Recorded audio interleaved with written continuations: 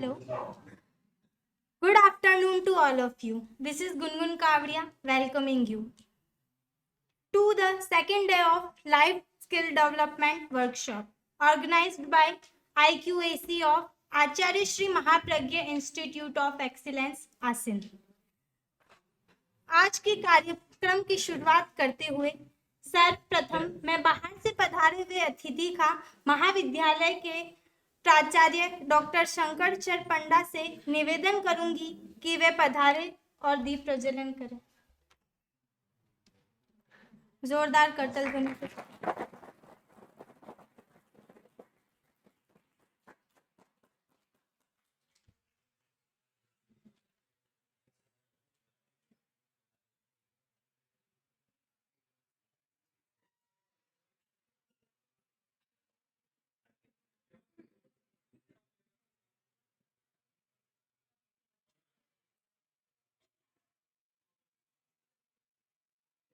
इसके पश्चात कॉलेज की परंपरा के अनुसार विनय गीत के गायन के लिए मैं नगमा और निशात पानू को आमंत्रित करती हूँ। वे आए और विनय गीत का गान करें।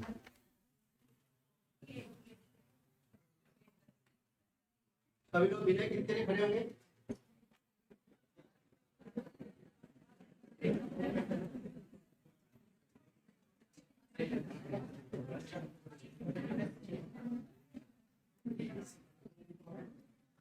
अनुपम अत्युअंतर मन का नित ज्योतिर्मय संसार रहे। श्री महाप्रज्ञ की अनुकंपा से ज्ञान गंग की धार बहे, ज्ञान गंग की धार बहे। मन वचन कर्म से निर्मल हम राग द्वेष से मुक्त रहे, दुर्व्यसनों से अलगाव रहे, कुंठाओं से उन्मुक्त रहे, कुंठाओं से उन्मुक्त रहे। सत्य के पथ पर अनवरत चले, निष्पाप प्रज्ञ परिवार रहे। श्री महाप्रज्ञ की अनुकंपा से ज्ञान गंग की धार बहे, ज्ञान गंग की धार बहे। ज्ञान यज्ञ में सदा रहे रत, निज स्वार्थ को विस्मृत कर दे, जन जन को सुशिक्षित करके मन वीणा को झंकृत कर दे, मन वीणा को झंकृत कर दे। सद्वृत्तियों के सुमन सुवासित सुखमय सद्व्यवहार रहे। श्री महाप्रज्ञ की अनुकंपा से ज्ञान गंग की धार बहे, ज्ञान गंग की धार बहे। मन में भर दे उज्ज्वल उजास, ज्ञान तमस का हरण करे। बन त्यागमय स्वार्थ त्यागे, सब राष्ट्र प्रेम का वर्ण करे, सब राष्ट्र प्रेम का वर्ण करे। कितनी ही निकट हो विकट घड़ी, कर्तव्य गले का हार रहे। श्री महाप्रज्ञ की अनुकंपा से ज्ञान गंग की धार बहे, ज्ञान गंग की धार बहे। अनुपम अत्युअंतर मन का नित ज्योतिर्मय संसार रहे। श्री महाप्रज्ञ की अनुकंपा से ज्ञान गंग की धार बहे, ज्ञान गंग की धार बहे। धन्यवाद। Thank you, Nagma and Nishat. We are honored and glad that today Shri Gasi Ramji Jat is here to guide us. Shri घासी राम जी जाट वर्तमान में गवर्नमेंट स्कूल बराना में सेवाएं प्रदान कर रहे हैं। मैं महाविद्यालय की ओर से सर का हार्दिक स्वागत एवं अभिनंदन करती हूँ। चुटकी में भर गुलाल रंगोली सजाने को जी चाहता है, चुटकी में भर गुलाल रंगोली सजाने को जी चाहता है, आपके स्वागत में अक्षत कुमकुम थाल सजाने को जी चाहता है, कुमकुम थाल सजाने को जी चाहता है। और मैं अब प्राचार्य महोदय से निवेदन करूंगी कि वे पधारे और माल्यार्पण कर एवं प्रशस्ति पत्र प्रदान कर सर का स्वागत एवं अभिनंदन करें।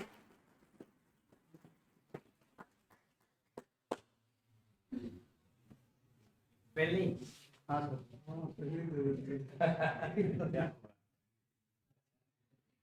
बता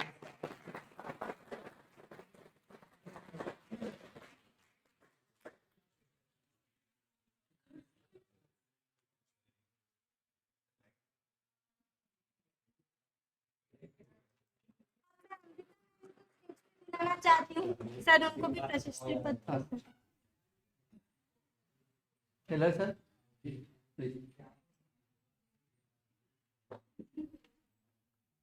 जोरदार करतल ध्वनियों से मैं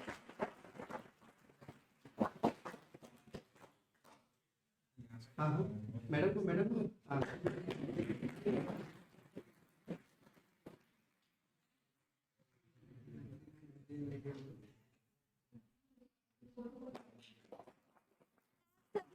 बहुत बहुत आभार।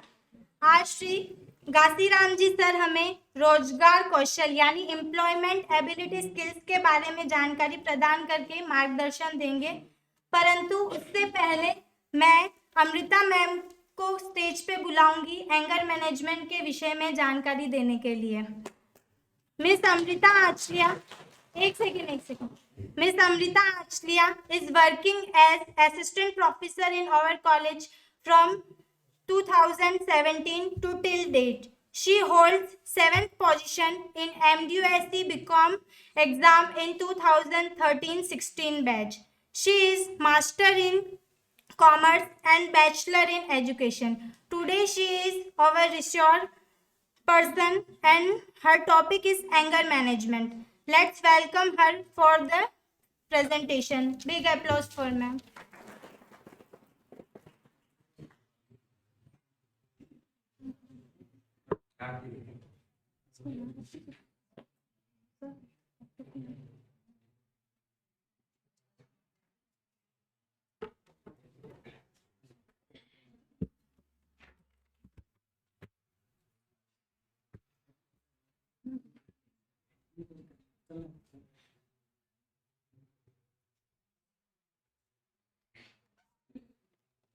Wishing a very good afternoon to all of you. This is Amrita Anchaliya.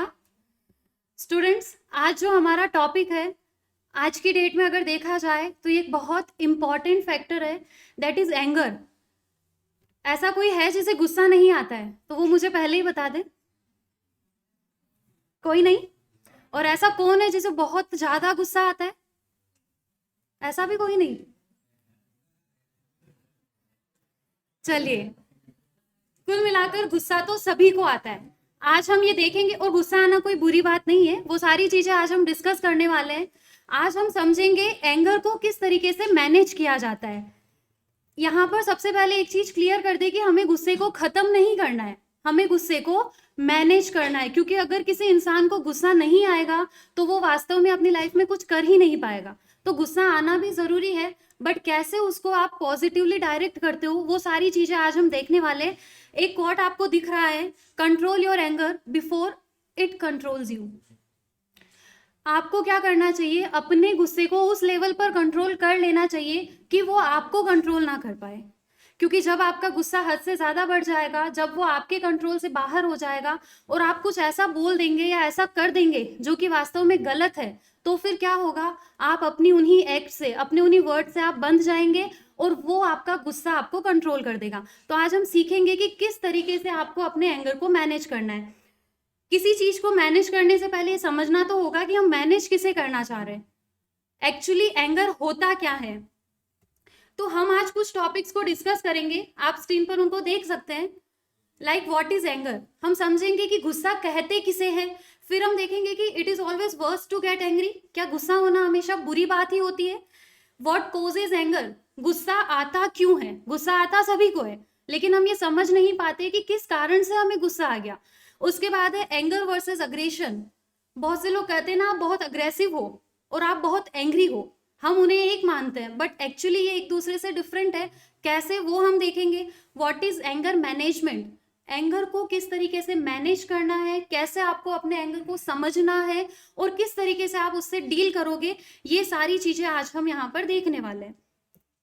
Start करते हैं हमारे फर्स्ट टॉपिक से। व्हाट इज एंगर, गुस्सा सबको आता है, ये भी पता है कि हमें गुस्सा आता है, बट गुस्सा एक्चुअली है क्या? इस तरीके से किसको आता है गुस्सा? आता है, सभी को आता है, बाहर एक्सप्रेस ना हो पाए लेकिन मन में गुस्सा सभी को आता ही है। तो एंगर क्या है? Anger is a strong feeling of displeasure. आप जब खुश होंगे तो गुस्सा आएगा क्या? जब किसी ने आपको चॉकलेट दे दी, आपको पार्टी दे दी, आपको नए नए कपड़े ले आए, मम्मी ने गिफ्ट दे दिया, तो गुस्सा आएगा? मजा आएगा ना, खुशी होगी। लेकिन गुस्सा कब आता है? जब आप दुखी होते हैं। तो डिस्प्लेजर का जो फीलिंग है ना, वही कन्वर्ट किस में होता है? एंगर में कन्वर्ट होता है। Anger is a strong emotion.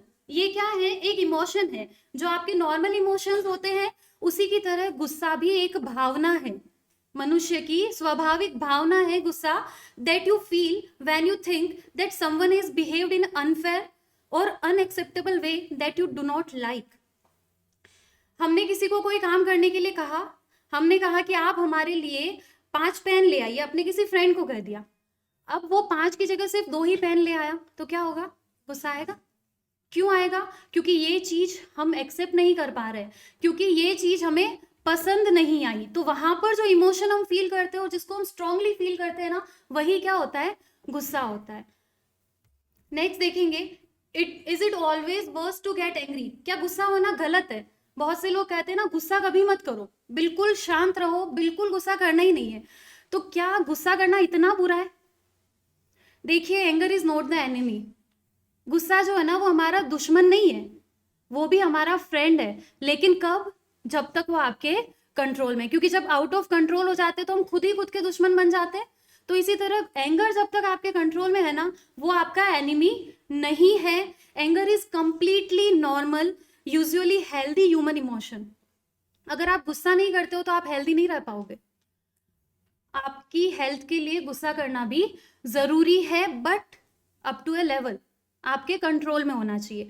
But when it gets out of control it can lead to problems. Problems कब क्रिएट होती है? जब आपका गुस्सा आपके कंट्रोल से बाहर चला गया। तो यहाँ पर एक वर्ड आता है हेल्दी एंगर। गुस्सा करना है, लेकिन कैसा गुस्सा? हेल्दी एंगर, ऐसा गुस्सा which is giving yourself permission to express frustration without hurting someone. गुस्से में लोग क्या करते हैं? कुछ लोग चिल्ला देते हैं, कुछ किसी को उल्टा सीधा बोल देंगे, कुछ मार पीट भी कर देते हैं, कुछ चीजों को तोड़ देते हैं। तो ये क्या हुआ? आपने हर्ट किया किसी को, खुद को भी हर्ट कर देते हैं बहुत से लोग गुस्से में।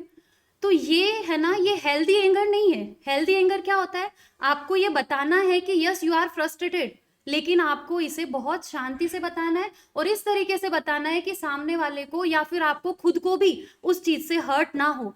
तब आपका गुस्सा करना सही हो सकता है। तो अगर कोई कहे कि बिल्कुल गुस्सा नहीं करो, तो नहीं, ये भी एक्सेप्टेबल नहीं है। आपको गुस्सा तो आना ही चाहिए।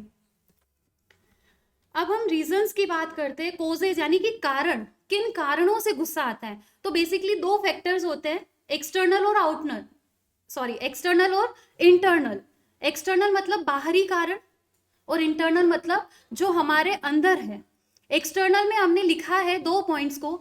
फर्स्ट हमारा है स्पेसिफिक पर्सन, कोई इंसान जो हमें गुस्सा दिलाता है। ऐसा होता है बहुत बार, सबकी लाइफ में एक ना एक ऐसा इंसान है जिसको देखते ही गुस्सा आ जाता है, चाहे उसने हमें कुछ कहा चाहे नहीं कहा, वो हमारे सामने आ गया हमें गुस्सा आ जाएगा।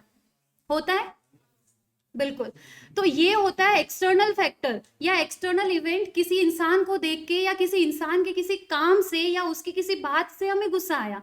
सेकंड होता है एनी इवेंट, कोई ऐसी घटना हो गई जिसकी वजह से हमें गुस्सा आ जाता है। जैसे एक छोटा सा अगर हम एग्जाम्पल ले, हम कहीं जा रहे हैं, काफी जल्दी में है और ट्रैफिक जाम हो गया, तो अब क्या होगा?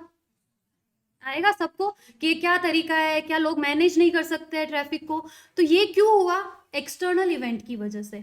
तो इस तरीके के बहुत सी एक्सटर्नल फैक्टर्स है जो कि आपको इफेक्ट करते हैं नॉइंगली, चाहे आपको पता है या फिर नहीं है, लेकिन एक्सटर्नल फैक्टर्स आपको गुस्सा दिला सकते हैं।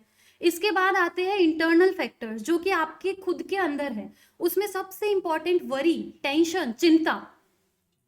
अगर आप चिंता नहीं करेंगे, अगर आप टेंशन नहीं लेंगे तो आपको कभी भी गुस्सा नहीं आएगा। और ये भी क्या है, ह्यूमन नेचर है कि हम टेंशन लेते हैं, हम चिंता करते हैं, हम सोचते हैं। अगर आप सोचोगे तो आपको टेंशन भी होगी और फिर आपको आगे जाके गुस्सा भी आ सकता है। तो इंटरनल फैक्टर कब काम करता है? जैसे हम ट्रैफिक में फंसे हुए थे, अब क्या हुआ? गुस्सा आ रहा है। क्यों आ रहा है? क्योंकि हमें टेंशन है कि हमें कहीं जल्दी पहुंचना है, और वही हमें कहीं जाने की कोई जल्दी नहीं है। हम नॉर्मली बहुत आराम से कहीं घूमने निकले हैं 5-7 घंटे का टाइम लेके, और कहीं हम आधे घंटे ट्रैफिक में फंस भी गए तो हमें शायद गुस्सा नहीं आएगा, क्योंकि वहां हमारे अंदर कोई चिंता नहीं है। तो एक्सटर्नल फैक्टर आपको तब तक इफेक्ट नहीं कर पाएगा जब तक आपका कोई इंटरनल फैक्टर उसको सपोर्ट ना करे।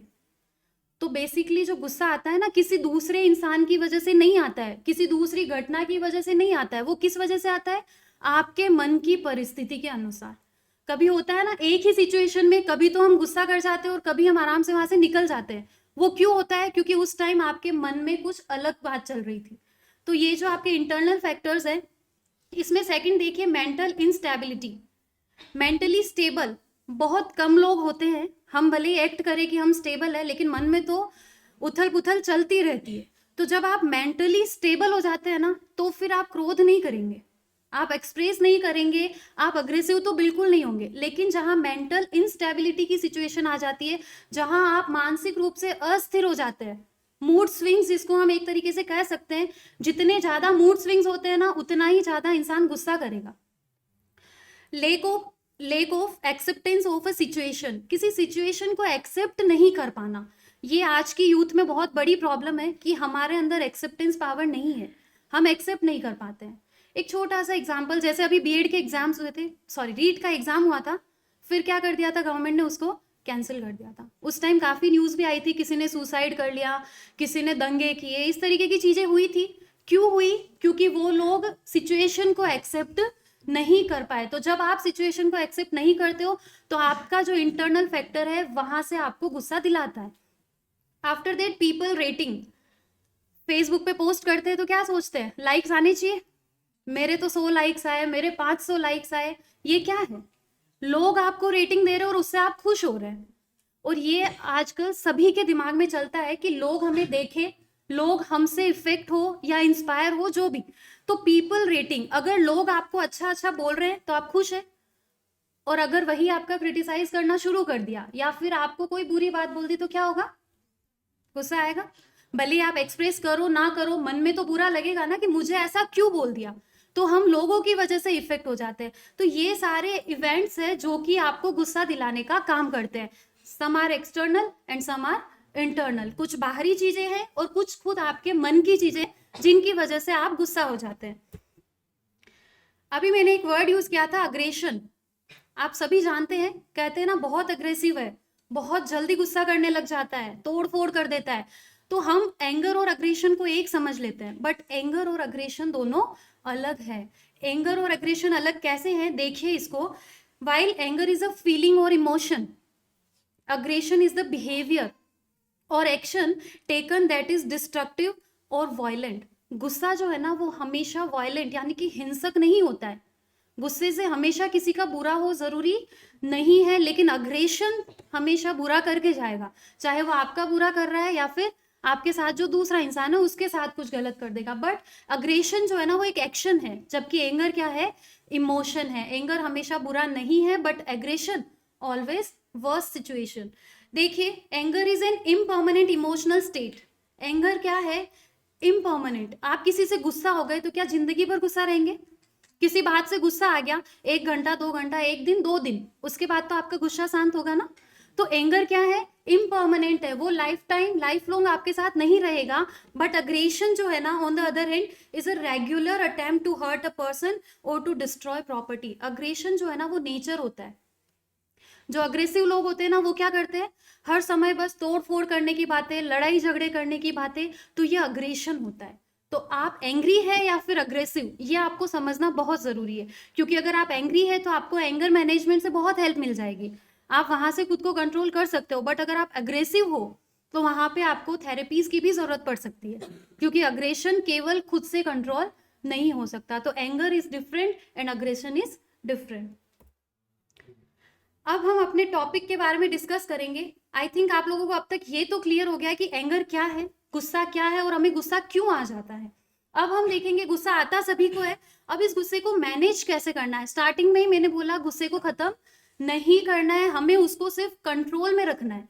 मैनेज कैसे करना है, तो देखिए, anger management is about understanding your anger and why it happens. सबका गुस्सा एक जैसा नहीं होता है, कोई गुस्से में बोल जाता है, कोई गुस्से में वहां से उठ के चला जाता है, कोई गुस्सा होता है तो मारपीट करता है, कोई कुछ भी नहीं बोलता है, चुपचाप रह लेता है। तो आपको ये समझना है कि आपका गुस्सा वास्तव में कैसा है। आपको अपने गुस्से को समझना है और उसके पीछे के रीजंस को फाइंड आउट करना है कि मुझे आखिर गुस्सा क्यों आता है। Specifically anger management is about knowing early signs of anger. आपको गुस्से को शुरुआत में ही समझना है। कोई चीज मुझे अच्छी नहीं लग रही है, जैसे कोई मेरे पास आकर बैठा और वो किसी टॉपिक पर डिस्कस कर रहा है, वो टॉपिक मुझे अच्छा नहीं लग रहा है, तो मुझे पता चल गया ना ये मुझे अच्छा नहीं लग रहा है, तो मच बेटर कि मैं उसे उसी टाइम बोल दूं। पर चलो कुछ नहीं बोल रही हूँ, गुस्सा आ तो रहा है मन में। फिर वो इंसान जैसे जैसे उस टॉपिक पर आगे बढ़ेगा, क्या होगा, मेरा गुस्सा भी बढ़ेगा। तो यहाँ पर होता है कि आपको अर्ली स्टेज पर अपने एंगर को पहचान लेना है कि मुझे गुस्सा आया, and learning techniques to calm down. आपको काम डाउन होना सीखना है। काम डाउन बोलते हैं ना हम फ्रेंड्स को, काम डाउन मतलब शांत हो जाओ, गुस्सा मत करो। तो आपको खुद को कैसे काम डाउन करना है वो आपको सीखना है। And manage the situation before it gets out of control. चीजें आउट ऑफ कंट्रोल हो जाए उससे पहले आपको खुद को काम करना है और सिचुएशन को कंट्रोल कर लेना है। It does not involve getting rid of all anger but using anger to enhance your life. वही चीज है कि आपका गुस्से से पूरी तरह आप मुक्त हो जाए, ऐसा हमें नहीं करना है। बस हमें इतना कुछ कर लेना है कि उस गुस्से की वजह से हमारी लाइफ में कुछ पॉजिटिव हो जाए। देखिए, मैंने एक बात कही थी, अंडरस्टैंड योर एंगर। खुद के गुस्से को समझने की कोशिश करो। तो कैसे समझेंगे, तो देयर आर सम क्वेश्चंस जो आप खुद से पूछे, आपको समझ में आ जाएगा कि आपका गुस्सा किस टाइप का है। First question, how do I know when I am angry. कभी कभी क्या होता है, गुस्सा भी आ रहा होता है पर हम इस बात को समझ ही नहीं पाते कि हम क्यों गुस्सा है, या हम गुस्सा भी है, हम चिड़चिड़े हो जाते हैं, हम किसी से बात करना पसंद नहीं करते हैं, अकेले जाके बैठ जाते हैं। तो ये सारी चीजें है ना, तो आपको सबसे पहले ये समझना है कि आप गुस्सा है और इस चीज को एक्सेप्ट करना है कि यस मुझे गुस्सा आया। What events, people, places और things make you angry? आपको किस चीज की वजह से गुस्सा आया? क्या किसी इंसान की वजह से, किसी चीज की वजह से, या किसी जगह? कुछ जगह भी ऐसी होती है जहां जाके आपको गुस्सा आ जाता है। कुछ बच्चों को क्लास में गुस्सा आ जाता है जाने से, है ना, क्लास में क्यों बिठा दिया हमने, बाहर घूमते रहते हैं तो हम आपको बिठाते हैं ना कि जाओ क्लास में जाके बैठो, तो वो क्लास से आपको गुस्सा आता है। तो आपको ये देखना है कि किस बात की वजह से आप गुस्सा हो रहे हैं। How do I react when I am angry, आपको ये समझना होगा, क्योंकि मैंने अभी भी कहा था कि सब लोग एक जैसा रिएक्ट नहीं करते हैं। कुछ लोग गुस्से में शांत रहते हैं, कुछ लड़ाई करते हैं, कुछ सिर्फ बोल के निकल जाते हैं, कुछ मार पीट कर लेते हैं। तो आपको समझना है कि आपका रिएक्शन कैसा होता है जब आप गुस्सा कर रहे हैं। And how does my angry reaction affect others, ये भी बहुत इंपॉर्टेंट टॉपिक है, क्योंकि आपके गुस्से से सिर्फ आप पर प्रभाव नहीं पड़ता है, जो आसपास आपके लोग रहते हैं, आपके फ्रेंड्स, आपकी फैमिली, उन सब पर भी आपके गुस्से का प्रभाव होता है। तो आपको ये देखना है कि आपके गुस्से के कारण दूसरे लोगों पर किस तरीके का प्रभाव पड़ता है। जब ये सारी चीजें आपके अपने बारे में आपको पता चल जाएगी, तब जाके आप अपने एंगर को मैनेज कर सकते हो। तो आप सभी को अपने आप से एक क्वेश्चन करना है, मुझे क्यों गुस्सा आता है, किस कारण से गुस्सा आता है, कब आता है, मैं गुस्से में क्या करती हूँ, और मैं जब गुस्सा करती हूँ तो उस कारण से दूसरे लोगों पर इसका क्या प्रभाव होता है। एक बात आती है, लोग कहते हैं ना, गुस्सा आए तुम्हें तो चुप रह जाओ, कुछ मत बोलो, या फिर क्या कहते हैं, गुस्सा आया तो निकाल दो, बोल दो, जो मन में है वो बोल दो। दो टाइप के लोग होते हैं, दोनों अलग अलग चीजें कहते हैं। तो आपको ये समझना है कि आपको गुस्से को एक्सप्रेस करना है या फिर नहीं। दो वर्ड यहाँ पे आते हैं, एक्सप्लेन और एक्सप्रेस। क्या हुआ, जैसे मैंने अभी बताया था कि एक पर्सन कोई मेरे पास आके बैठा और उसने किसी टॉपिक पर डिस्कशन स्टार्ट कर दिया, विच आई डोंट लाइक। मैं सुनती रहूंगी। फिर क्या होगा, मेरे एक्सप्रेशन से उसे समझ में तो आएगा कि ये इंसान गुस्सा हो रही है, इसको समझ में नहीं आ रहा है या इसको अच्छा नहीं लग रहा है, और फिर क्या होगा, हम दोनों के बीच में आर्ग्यूमेंट्स हो जाएगी। लेकिन जब उसने शुरू किया तभी मैं उसे एक्सप्लेन कर दूं कि भैया ये चीज मेरे को पसंद नहीं है, या फिर आप इस टॉपिक पर बात मत कीजिए, इस टॉपिक पे मैं कंफर्टेबल नहीं हूँ, कुछ भी। तो वहां पे आपने क्या किया, अपने गुस्से को एक्सप्लेन कर दिया। आपने बता दिया कि ये टॉपिक मुझे गुस्सा दिला सकता है, या फिर मैं इस टॉपिक के साथ सही फील नहीं कर पा रही हूँ। तो वहां आपने अपने गुस्से को एक्सप्लेन किया। और दूसरा ऑप्शन क्या रहता है, एक्सप्रेस करना। आप उस पर चिल्ला के बात करने लग जाएगी, तुम बोल ही क्यों रहे हो ऐसा, या तुमने ऐसा बोल ही क्यों दिया। तो ये दोनों चीजें डिफरेंट है। तो हमेशा ट्राई करें कि आप अपने गुस्से को एक्सप्रेस ना करें, आप उसे एक्सप्लेन कर दे। अगर किसी से गुस्सा हो ना तो उससे लड़ना जरूरी नहीं है, आप उसको आराम से बता सकते हो कि आपने ये किया, इस वजह से मैं आपसे गुस्सा हूं। तो इससे क्या होगा, जब आप बता दोगे तो क्या होगा, आप दोनों के बीच आर्ग्यूमेंट्स नहीं होंगे। यही चीज यहाँ पर है कि explain your anger instead of expressing it and you will immediately open the door to solutions. जब आप बता दोगे ना सामने वाले को कि ये प्रॉब्लम है, तो फिर क्या होगा, प्रॉब्लम का सॉल्यूशन भी मिल जाएगा। अब आता है how to deal with your anger. तो ये जो कुछ बातें हमने लिखी है, बहुत बार आप लोगों ने सुनी भी होगी कि गुस्सा आए तो हमें ये काम करना चाहिए। तो जनरली ये प्रैक्टिकली अगर देखा जाए तो बहुत बाद में आप इस चीज को अचीव कर पाओगे, क्योंकि जब गुस्सा आता है ना तो हमें ये सारी बातें याद नहीं आती है। फिर भी एक बार हम इन चीजों को देखेंगे और फिर मैं आपको ये भी बताऊंगी कि कैसे आप इन चीजों को प्रैक्टिस में ला सकते हो।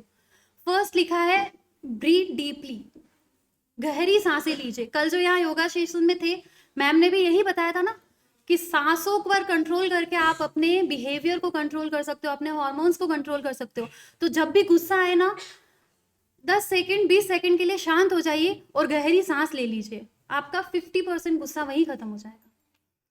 फिर है स्लोली रिपीट अ काम वर्ड। कोई एक ऐसा वर्ड जो कि आपको बहुत जल्दी शांत कर सकता है। अलग अलग हो सकते हैं, जैसे रिलैक्स, आप खुद को डायरेक्ट करिए, relax, calm down, don't get angry, it's okay, let it be, होने दो, कोई फर्क नहीं पड़ता। इस तरीके का कोई एक ऐसा शब्द आप अपने मन में बिठाए कि जब भी हमें गुस्सा आ रहा है ना, हम वो बोल देंगे, रिलैक्स। आपने खुद को डायरेक्ट किया, रिलैक्स, शांत हो जाओ, आप देखेंगे कि आपका एंगर अपने आप कंट्रोल में आने लग जाएगा। आप वहां पर अग्रेसिव नहीं हो पाएंगे, आप कुछ भी गलत नहीं करेंगे। Imagine something nice. क्या होता है, अपने आसपास सब लड़ाई झगड़े हो रहे हैं, सब हमें डांट रहे हैं, कुछ कर रहे हैं, तो वहां पे आसपास का एनवायरनमेंट हमें अच्छा नहीं लग रहा। अब हम वही रहेंगे तो क्या होगा, परेशान हो जाएंगे, गुस्सा करेंगे, चिढ़ेंगे, अग्रेसिव भी हो सकते हैं, दूसरी कोई प्रॉब्लम्स भी हो सकती है। तो करना क्या है, जब आप गुस्से में हो, कुछ कर नहीं पा रहे हो, तो एक साइड में जाके बैठो और कुछ अच्छा सोचो, कुछ ऐसा इमेजिन करो जो आपको बहुत अच्छा लगता है। किसी का सपना है कि मुझे तो चांद पे जाना है, तो अकेले बैठो और कहाँ चले जाओ, चांद पे चले जाओ। तो क्या होगा, गुस्सा खत्म और आप कहाँ पहुंच गए, चांद पे पहुंच गए। तो बस वहां से आपका एंगर कंट्रोल हो जाएगा। फिर है देखिए joke and jump on the spot. तो ये प्रैक्टिकली अभी यहाँ किसी को गुस्सा आ जाए और वो यहाँ पे जंप करने लगे तो अच्छा नहीं लगेगा, लेकिन ये चीजें आप प्रैक्टिस कर सकते हो, और ये चीजें अगर आप रेगुलरली करते हो तो वैसे ही आपका एंगर काफी मैनेज रहेगा।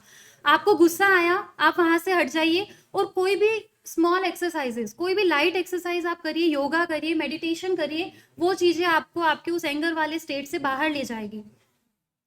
ये बहुत ईजी है। Next, count from 1 to 100 and 100 to 1। गुस्सा आया, सब कुछ छोड़ दो, आंखें बंद करो, शुरू कर दो गिनती 1 से 100 की। सबको आती है ना, बस 1 to 100 सीधी गिनो, फिर 100 to 1 उल्टा गिनती गिनो। आप भूल जाएंगे कि आपके दिमाग में कोई गुस्सा था या कोई बात भी थी या किसी ने कुछ बोल भी दिया। कभी ट्राई करके जरूर देखना इसको, 1 to 100 एंड 100 to 1 ये काउंट कर लेना। गुस्से में आपका गुस्सा 0 लेवल पे पहुंच जाएगा।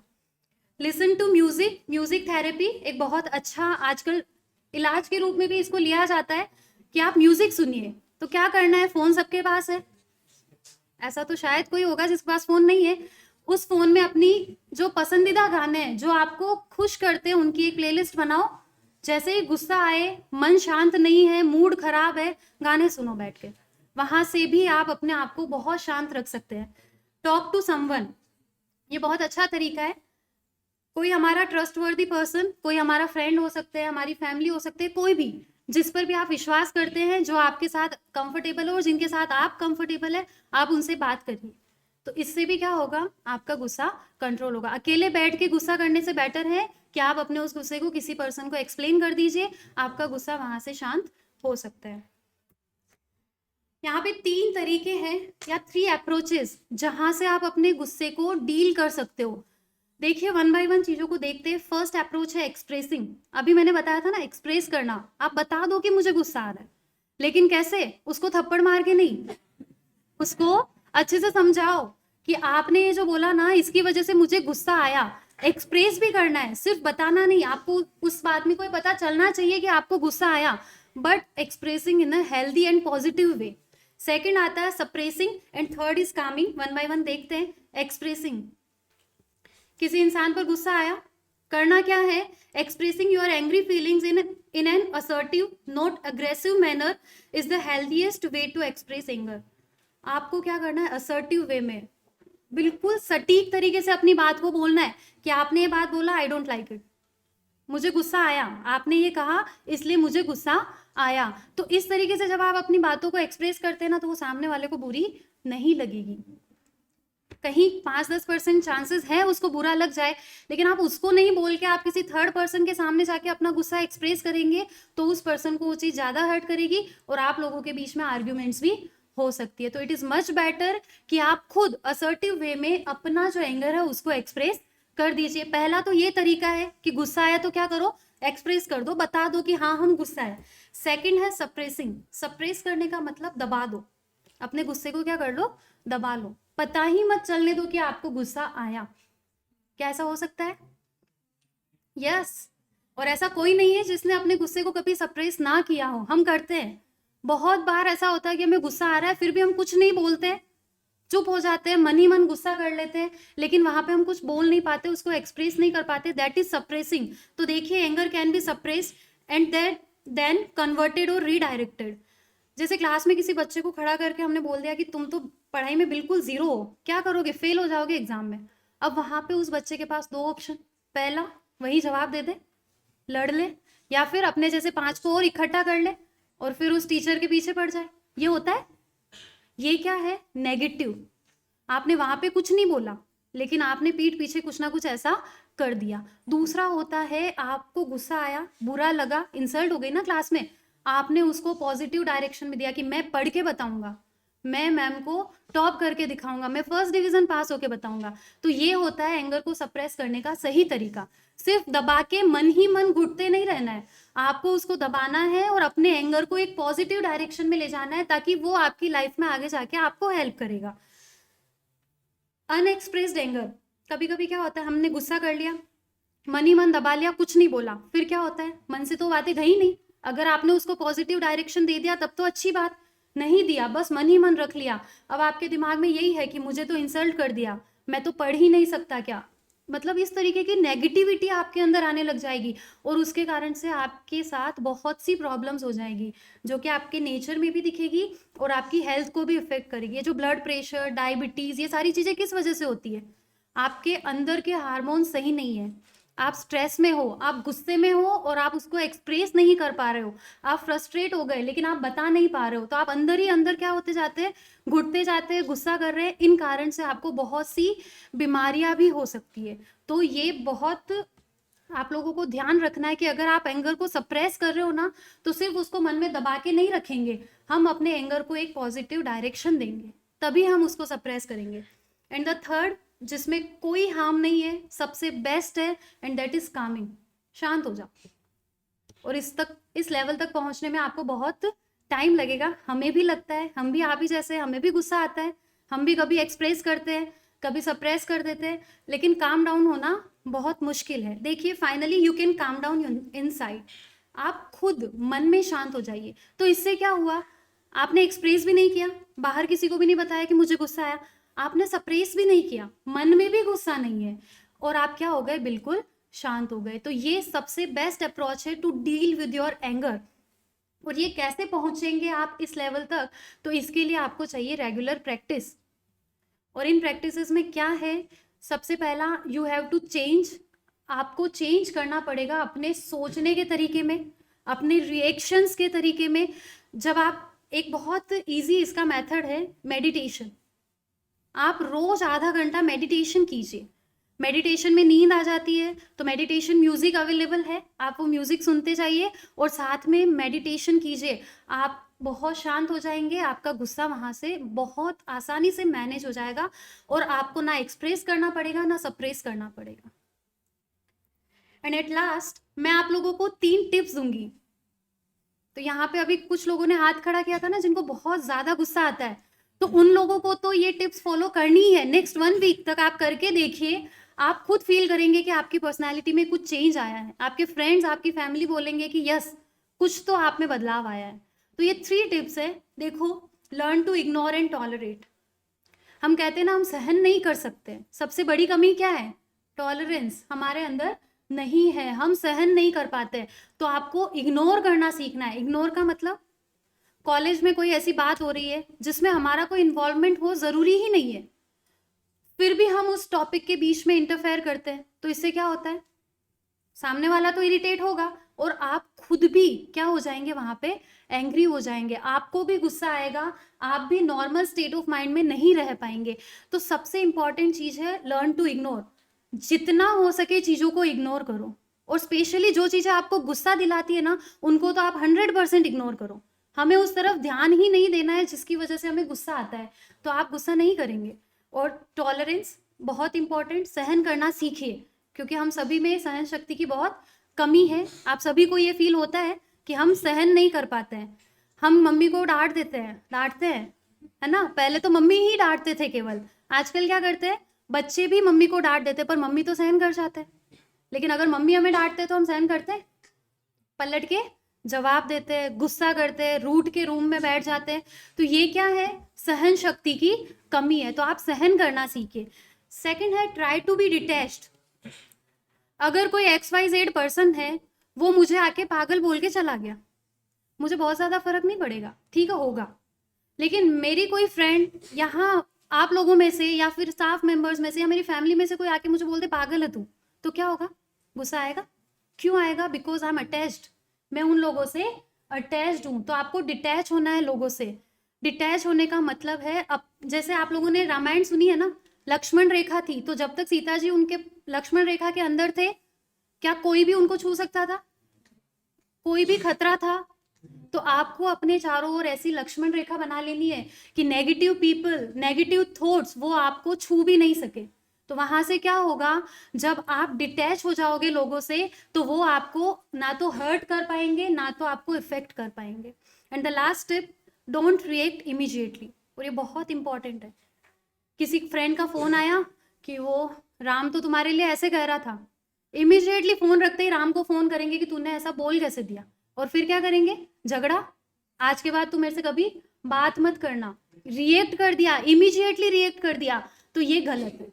गुस्सा होना ठीक है, अच्छी बात है, गुस्सा करना चाहिए, लेकिन गुस्से में भी कभी इमीडिएटली रिएक्ट मत करो।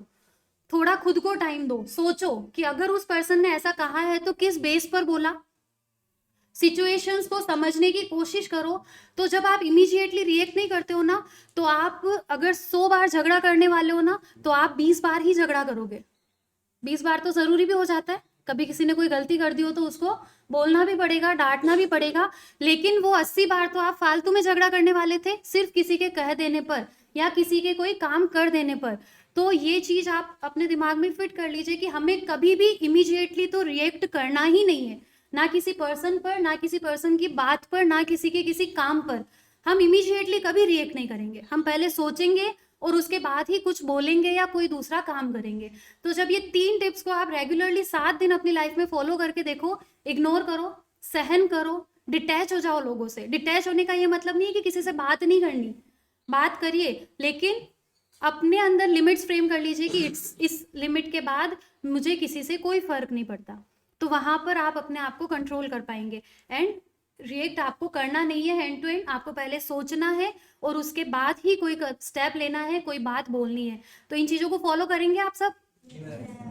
तो जिनको बहुत ज्यादा गुस्सा आता है, मुझे याद है किस किसने हाथ खड़ा किया था, तो 7 दिन बाद मैं उनसे वापस पूछूंगी कि क्या कोई चेंज आया। चेंज कब आएगा? जब आप एक्चुअली इन टिप्स को फॉलो करेंगे। तो सिर्फ 7 दिन दीजिए खुद को, ये टिप्स को फॉलो कीजिए, खुद के गुस्से को समझिए, उसको एक्सप्रेस कीजिए, but in a healthy way. आप उसको एक्सप्लेन करिए, चीज़ों को सॉर्ट आउट करने की कोशिश करिए, काम रहिए, शांत रहिए। आप ज़रूर अपने गुस्से को कंट्रोल कर पाएंगे, मैनेज कर पाएंगे। और लास्ट यही कहूँगी वापस कि गुस्से को ख़त्म नहीं करना है। आपके अंदर गुस्सा होना चाहिए, लेकिन आपके कंट्रोल में होना चाहिए, एक लिमिट में होना चाहिए, तभी वो गुस्सा आपके लिए बहुत हेल्पफुल होगा। And at last, thank you.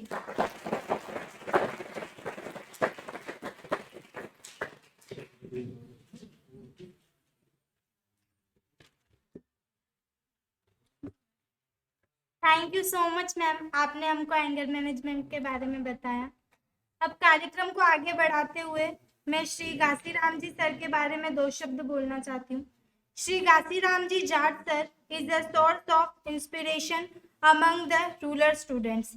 He is soft-spoken and kind-hearted teacher. He has passed 10th in 2nd division, senior secondary in 1st division, and did BA, MA and BEd with many ups and downs in his life. He has been involved to uplift the lives of our tribal brothers and sisters in Barswada. He motivated many to be vegetarian and work for Sanatan Dharma. He has been teaching since 1996 and currently is appointed as senior lecturer in Government Senior Secondary School बराना आसिन। अब मैं sir को आमंत्रित करूंगी कि वह हमें रोजगार कौशल के बारे में बताए और उनके ज्ञान और अनुभव से हमें लाभान्वित करे। जोरदार तालियों से सर।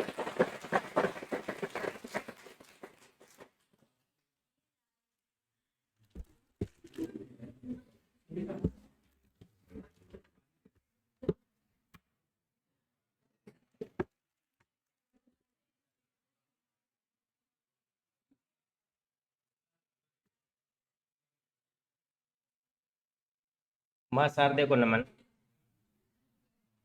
प्राचार्य महोदय जी,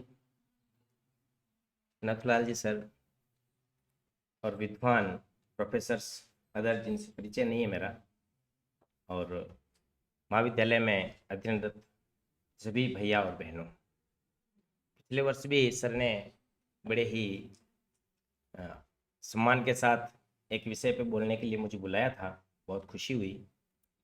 अभी 2 दिन पहले ही सर का भी वापस फ़ोन आया कि किसी एक विषय पे एक सेमिनार हो जाए। तो संकोच हुआ मुझे भी कि भी ऐसा कौन सा विषय हो सकता है जिस पे एक गांव का रहने वाला व्यक्ति और आप लोगों से सेमिनार कर सकें। फिर भी कुछ विचार आया तो आपने मुझे एक भेजा पत्र। उसमें 30 तरह के 31 कौशल स्किल्स थे उसमें, और लगभग मुझे ऐसा महसूस हुआ कि काफ़ी स्किल्स ऐसे थे जो सैद्धांतिक तौर पे आपसे बातचीत कर सकते हैं, लेकिन एक स्किल मुझे इसमें ऐसा दिखा जो रोजगार कौशल से जुड़ा हुआ। मैंने उसको सिलेक्ट किया और सर को मैंने बताया कि भी मैं इस विषय पे कुछ विचार रखने का प्रयास करूंगा। तो इसी निमित्त मैं आप लोगों के मध्य उपस्थित हुआ हूँ। प्रयास करता हूँ कि मैं आपको कितना इस विषय में समझा पाऊँ। जिम्मेदारी आपकी बनती है कि आप मुझे कितना समझ पाते हैं। चलिए शुरुआत करते हैं। परिचय तो मैम ने मेरा बताया है। मेरा एजुकेशन हायर सेकेंडरी तक रेगुलर रहा है, उसके बाद में मैं प्राइवेट ही पढ़ा हूँ। नौकरी 1997 में लगा। इससे पहले मैं रोजगार के लिए 11वीं के बाद बाहर निकल गया, क्योंकि उस समय सीनियर हुआ ही नहीं करती थी। हमारे टाइम में कल 11वीं हुआ करती थी। रोजगार के लिए बाहर निकल गए, खूब धक्के खाए, पढ़ाई भी की, प्राइवेट पढ़े। अंततः में 1997 में सफलता भी मिली और हम एम्प्लॉय भी हो गए। इसी सिलसिले में अपन बातचीत करते हैं। आप सभी युवा इस देश के कर्णधार हैं और ऐसी युवा पीढ़ी ही इस देश की दिशा तय करती है। किस दिशा में आप जाने वाले हैं, क्योंकि ये तो तय है कि 100% गवर्नमेंट एम्प्लॉय नहीं होंगे, इतना मानते हैं ना। हाँ, क्योंकि मेरे को जो आमंत्रण पत्र मिला है तो उसमें मैंने दोनों बातें पढ़ी है, उद्बोधन और वार्ता। तो मैं कभी कभी आपसे बीच बीच में वार्ता भी कर लूँगा, तो मैं शायद प्रोटोकॉल का उल्लंघन नहीं करूँगा, इसमें पालन भी हो जाएगा। तो ये तो तय है, आप सब मानते हैं ना। सब नौकरी लगेंगे क्या? नहीं लगेंगे, ये तय है। और नौकरी वो लगेंगे जिनका उदाहरण मैं अभी दूंगा। 12वीं तक अपन पढ़ते हैं, ये सबके लिए सामान्य बात है, और सरकार ने भी निःशुल्क शिक्षा का प्रावधान किया है। और 12वीं तक अमूमन चाहे गांव का हो शहर का हो सब पढ़ते ही हैं, गरीब से गरीब परिवार भी 12वीं तक पढ़ा देता है। वहां से तय हो जाता है 12वीं क्लास के बाद ये तय हो जाता है कि हमें गवर्नमेंट नौकरी करनी है या प्राइवेट नौकरी करनी है या कोई रोजगार के लिए अपने को बाहर निकलना है। 12वीं पास आउट होते ही वो स्टूडेंट गवर्नमेंट जॉब में जाते हैं जो फर्स्ट पहले से टारगेट लेके चलते हैं। और वहां पे क्या होता है, फर्स्ट में जिसने डिप्लोमे किए हैं, पैसे या मायने नहीं रखता है, थोड़ा आप सीरियस होना। 12वीं पास आउट स्टूडेंट जो रोजगार से जुड़ेगा उसके लिए पैसा मायने नहीं रखेगा, वो मायने रखेगा केवल उनकी कितनी जो टाइमिंग है वो आप पढ़ाई में दे रहे हैं, कितना आपने अचीवमेंट किया है, सीनियर में कितने परसेंटेज बने, एसटीसी में कितना परसेंटेज बनाया। और अभी मैम बता रहे थे रेट में, अब हालांकि सरकारें बदलती है तो उनके नियम नॉर्म्स चेंज हो जाते हैं, बदलते रहते हैं, लेकिन वहां पे भी आपकी मेहनत की जरूरत है। यहाँ पे पैसा आपका काम नहीं आ रहा, यहाँ पे आपकी मेहनत ही काम आ रही। पहली पोजीशन आपने ले ली, आप सहमत है ना इस बात में? तो हाँ, यदि आपको नौकरी करना है, गवर्नमेंट जॉब में जाना है, चाहे वो जरूरी नहीं कि एजुकेशन में ही जाओ, बहुत सारे ऐसे डिपार्टमेंट्स हैं जिसमें ये मस्ट नहीं है कि आप केवल टीचर ही बनो। बहुत सारे ऐसे विभाग हैं जिसमें आप हायर सेकेंडरी सीनियर के बाद में आप जॉब लग सकते हैं, लेकिन उसमें आपको मेहनत की बहुत अधिक जरूरत है। यदि आप इससे आगे बढ़ जाए, जैसे कॉलेज लेवल पे आगे, धन्यवाद,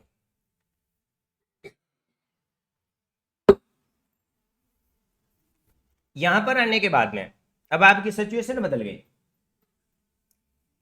first year, second year, third year, अब फिर एक पड़ाव आया आपका, बीए कर लिया ना, वहां पे एक पड़ाव हो रहा है। अब इस यहां पर क्योंकि आपने पहला चांस खो दिया, सीनियर पास होने के बाद आप आगे बढ़े।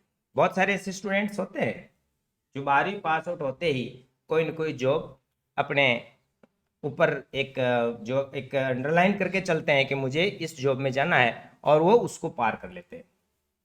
लेकिन अब सेकंड पड़ाव पे आप आगे, बीए आपने कर ली, यहाँ पर अब कुछ धन की भी जरूरत है और मेहनत की भी जरूरत है। क्यों? क्योंकि अब जब आपने ओवरेज के पास चले गए और स्ट्रगल करने वालों की संख्या भी बढ़ी है, क्योंकि छोटे लेवल पर जो आपकी मेहनत थी वो अब आगे और भीड़ में घुसे हैं आप। ऐसी स्थिति में क्या होगा, अब यहाँ पर धन भी चाहिए और मेहनत भी चाहिए, और अधिक मेहनत यहाँ चाहिए, और ऐसी स्थिति में बहुत अधिक लोग सफल कम होते हैं और कोई न कोई अन्य क्षेत्र के अंदर घूम जाते हैं।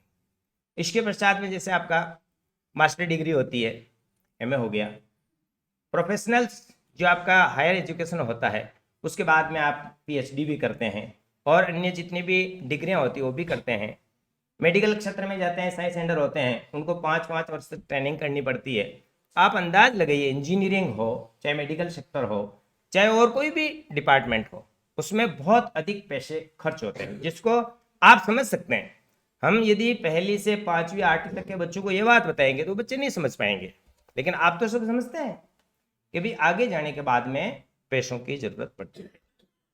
अब अपनी सिचुएशन बदल गई, रोजगार की बात करेंगे ना, माता पिता भी जब आपको 14वीं पढ़ा दी, 16वीं पढ़ा दी, अच्छी बीए बीएड हो गई आपकी, एमए हो गया, इंजीनियरिंग कर लिया आपने, अब क्या करेंगे? अपेक्षा करेंगे। और अभी मैम बता रहे थे कि आपको जैसे गुस्से के ऊपर जो बातचीत बताई थी, आपने खूब मौज भी करी, खूब मस्तियां भी करी, अपने पता नहीं फैमिली का फीडबैक अपना कैसा रहा होगा, लेकिन यहाँ किसी को जज भी नहीं होने दिया। यहाँ पर तो एक से बढ़कर एक हमारे को स्मार्टफोन चाहिए, एक से बढ़कर एक हमारी ड्रेस चाहिए, और पता नहीं एक थड़ी पे बैठ करके चाय पीने की फैमिली की हैसियत नहीं भी होगी तो भी अच्छी सी होटल में हम जाते हैं। अब क्या होगा बताइए? अब तो आपने डिप्लोमे भी ले लिए, डिग्रियां भी ले ली, अब आपके सामने बिल्कुल ब्रेक लग गए। ये कंडीशन सबके साथ होती है, ये हमारे साथ भी, आपके साथ भी, लेकिन हमको पहले से इसका प्री प्लान कर लेना है। क्योंकि भी आप कॉलेज में आ गए, आपका एक चांस छूट गया, कॉलेज में आ गए, प्री प्लान क्या कर लेना है? आपको ये मन में तय करना है कि मुझे गवर्नमेंट जॉब या प्राइवेट जॉब ही करनी है, मुझे अदर कोई रोजगार नहीं करना है। ये तय कर लिया तो आप उस दिशा में फिर पूरी ताकत से लग जाओ, पूरे मन मस्तिष्क मन योग से लग जाओ, तो आप उसमें चले जाएंगे। लेकिन फिर भी आपको लगता है कि नहीं, मुझे केवल एजुकेशन लेना है और मैं चाहे प्राइवेट जॉब हो चाहे गवर्नमेंट जॉब हो, मैं ये नहीं करूँगा और मैं खुद का एक उद्योग लगाऊंगा, इंडस्ट्री लगाऊंगा, चाहे कुटीर उद्योग हो, लघु उद्योग हो, वृहद उद्योग हो, जो भी हो, यह आपको यहीं से पहले से ही तय कर लेना जरूरी होता है, तो आपकी दिशा सही चलेगी। यदि आपने ये तय करना पहले से ही भूल गए, ऐसी स्थिति में अभी आप मझधार में हैं, न इधर के रहेंगे ना उधर के रहेंगे, और उसके बाद में आपको पछतावा होगा। कब? जब आपको न कॉलेज देखने को मिलेगी, न घर वाले आपको देखना पसंद करेंगे। ऐसी स्थिति बहुत जल्दी अपने जीवन में आ जाती है। चलिए विषय को अपन आगे बढ़ाते हैं। अपन को क्या करना चाहिए? अपन ने तय कर लिया है कि लगभग अपने में से 10% गवर्नमेंट जॉब में जाएंगे, लगभग 40% प्राइवेट सेक्टर में जाएंगे, लेकिन 50 लोगों को तो 50% को तो अपना खुद का स्वरोजगार कुछ न कुछ तो करना ही पड़ेगा। जो गांव के हैं गांव के हिसाब से, और जो शहर के हैं वो शहर के हिसाब से काम करेंगे।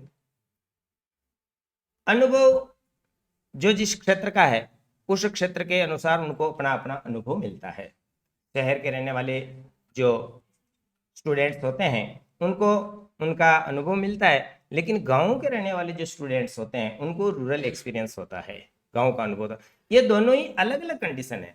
गांव वाला यदि कोई अपना खुद का रोजगार का विचार करता है, उसका एक्सपीरियंस गांव के हिसाब से है, और शहर वाले का एक्सपीरियंस शहर वाले के हिसाब से होता है। यहाँ पर तय करने में भी अपने को कहीं चूक नहीं होनी चाहिए। अब यदि नौकरी लग गए, बढ़िया बात है, कहानी खत्म हो गई। जीवन भर आपको सरकार ने भी एक डेडलाइन तय कर रखी है कि 60 वर्ष तक आप नौकरी करेंगे, चिंता खत्म हो गई, कहीं कुछ करना ही नहीं अपने को। लेकिन यदि आप अपना रोजगार खुद का कोई ऑक्यूपेशन करेंगे, चाहे छोटा हो चाहे मध्यम हो चाहे बड़ा हो, उसके लिए अब आपको तैयारी करनी है। तैयारी करने के लिए सबसे पहले एजुकेशन आपने ले ली, आप अपने क्षेत्र की रीडिंग कीजिए। क्षेत्र की रीडिंग करने से पता चलेगा कि मुझे कौन सा काम करना चाहिए। इसके लिए सावधानी क्या रखनी है आपको कि अपने क्षेत्र में जिस एरिया में अपन रहते हैं उस एरिया का माहौल कैसा है, वातावरण कैसा है, किस श्रेणी के लोग रहते हैं, उनकी डिमांड कैसी रहती है, उनका परचेजिंग पावर कैसा है। ये सारे कौशल के अंदर आते हैं। जो मैं भी आपको एक एक चीज बता रहा हूँ, ये सारे कौशल के अंदर आएंगे। उस एरिया के रहने वाले लोगों का परचेजिंग पावर कैसा है, उनकी डिमांड कैसी है, वहां पर रॉ मटेरियल क्या अवेलेबल है, उनका लिविंग स्टैंडर्ड कैसा है, ये भी आपको देखना पड़ेगा। अब खाने को तो मैं रोज कहता हूँ, मैं रोज बादाम खाता हूँ, लेकिन मेरा लिविंग स्टैंडर्ड ही नहीं है, मैं क्या खाऊं, खाऊं अनाज टाइम गेहूं की रोटी मुश्किल से मिलती है। तो ये भी आपको विचार करना पड़ेगा कि जिस एरिया के अंदर कोई जिनको गेहूं की रोटी भी समय पे नहीं मिलती है, आप बादाम का व्यापार चालू करेंगे तो आप फेल हो जाएंगे। तो उस एरिया की बारीकी से रीडिंग करना, डिमांड देखना, लिविंग स्टैंडर्ड देखना। इसके पश्चात जो काम अपने को तय करना है उस दिशा में आपको 100% लगना है। ऐसा नहीं 10 दिन किसी एक काम के बारे में विचार किया, फिर एक दोस्त मिल गया और उन्होंने कहा कि क्या कर रहे हो? कुछ भी नहीं, सोच रहा हूँ मैं एक कोई अगरबत्ती का बिजनेस चालू करना चाह रहा हूँ। इसकी मैंने यहाँ आसपास में एरिया में रीडिंग की तो मुझे कुछ लगा कि मेरा ये काम चल सकता है। तू क्या कर रहा है आजकल? मैं भी कुछ भी नहीं यार, वो नारियल का एक है कुछ ब्रांड आया है और वो उसके तेल के बारे में विचार कर रहा हूँ, कितना मार्जिन मिलेगा यार? उसमें तो 40% के करीब कोई बता रहा था यार। ये ठीक है ना यार, फिर मैं भी ये कर लेता हूँ। अब क्या हो गया, उसका जो डिसीजन पावर था वो कमजोर हो गया। अब वो कंसंट्रेट ही नहीं हो पाया, केंद्रित ही नहीं हो पाया वो, और वो कुछ दिन इसमें रहा, कुछ दिन उसमें रहा, और ऐसी स्थिति में ना वो कर पाया ना वो कर पाएगा। करना क्या पड़ेगा आपको? आपकी एक ऐसी एज है जिस एज में आप बहुत जल्दी फिसलते हैं। सोचने के लिए आपको बहुत अधिक ऐसे मिलेंगे टारगेट्स कि फटाफट फटाफट फटाफट, ये नहीं तो वो कर लूँ, वो नहीं तो वो कर लूँ। पैसे चाहिए, परिवार वाले भी तो पैसे मांगते हैं, माँ पैसा मांगती है, पिताजी पैसे मांगते हैं, शादी हो गई, पत्नी पैसे मांग रही है, बाल बच्चे पैसे मांग रहे हैं, पता नहीं क्या क्या करना पड़ेगा। तो आदमी उलझेगा, उलझने के बाद में फिर उसको चक्कर आएंगे, अब मैं क्या करूं? ऐसी स्थिति में बिल्कुल ही अपने को धैर्यपूर्वक जिस क्षेत्र में भी जाना है, जो भी क्षेत्र हो आपका, जो कुछ क्षेत्र मैंने बताए आपको, उस क्षेत्र में रह करके आपको पहले पॉइंटेड हो जाना है कि मुझे ये काम करना है।